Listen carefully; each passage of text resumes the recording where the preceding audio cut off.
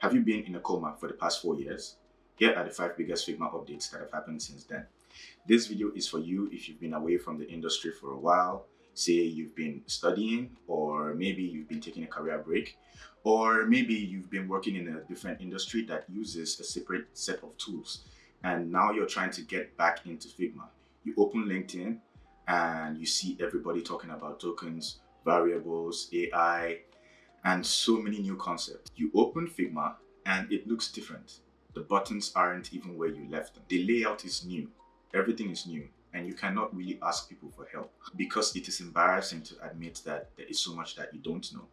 When this happens, you feel rusty, you feel out of depth, and it can be terrifying. This video will bring you up to speed on the top 5 updates on Figma since 2021 and give you the direction and the confidence that you need. I am doing this because I, like many other people, sometimes I get overwhelmed by all these updates. I get paralysis, imposter syndrome, and this is the type of content that I wish was available. I hope that someone out there will find this useful. By the end of this, you will be up to speed on everything Figma, and you may even know more than some of the people that have been active in the industry since that time. Update 1, the Adobe drama. You probably heard a rumor that Adobe bought Figma for $20 billion, but they did not. In 2022, Adobe tried to buy Figma and the design world panicked.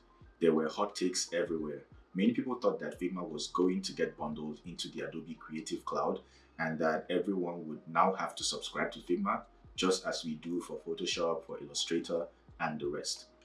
But in December 2023, the regulators in Europe and the UK stepped in and they killed the deal.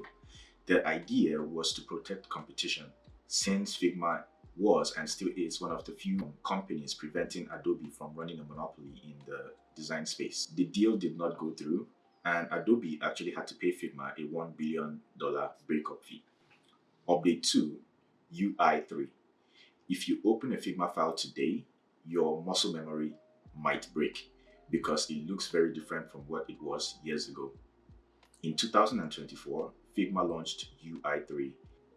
They took the toolbar from the top and floated it at the bottom. They took the layers panel and detached it from the wall, so now everything floats with rounded corners, and the panels are even retractable.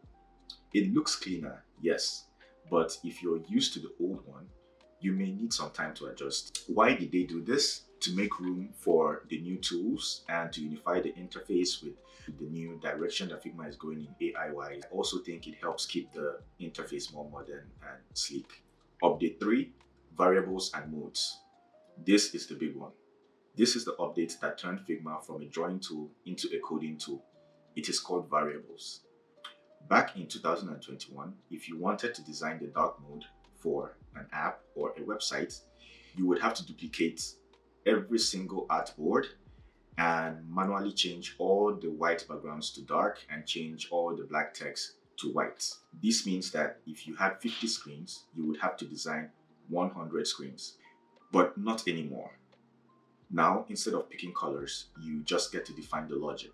So what that means is you could create a variable called background and give it 2 modes. You set a light mode and you set a dark mode value. What this means is now you only have to design a screen once and the variables will handle the rest, the dark and the light modes and every other thing. This works for mobile, desktop, light and dark modes automatically. Not only colors, it can also be used for text and layout. This logic updates saves time, but it means you need to think a bit more like a developer. Update 4, dev mode. Speaking of developers, the relationship between design and code is being transformed. Figma introduced dev mode, which is a dedicated UI, a dedicated space just for engineers. When they toggle the dev mode on, they cannot accidentally move your design or move your pixels. They also get safer access to specs like CSS, iOS code, and variables. But here is the catch. It used to be free. However, right now, dev mode is a paid seat. If you are a freelancer working with clients, you need to know that your developers might not be able to see your specs unless someone pays for that license. It also means that you have to be careful about how you grant access, and how you invite people into your file to avoid unplanned charges. The days of the free for all inspector are over. Update 5, Figma Slides and AI. Finally, the tools that you use to present your work have changed. You no longer need to export your PNGs into Google Slides. You don't have to start all over again to make a PowerPoint slide. This is because Figma has launched Figma Slides. It is basically a PowerPoint, but it lives inside Figma and it uses your design system. You can use auto layout on your slides, which is awesome. It's like a superpower. And yes, AI is here too.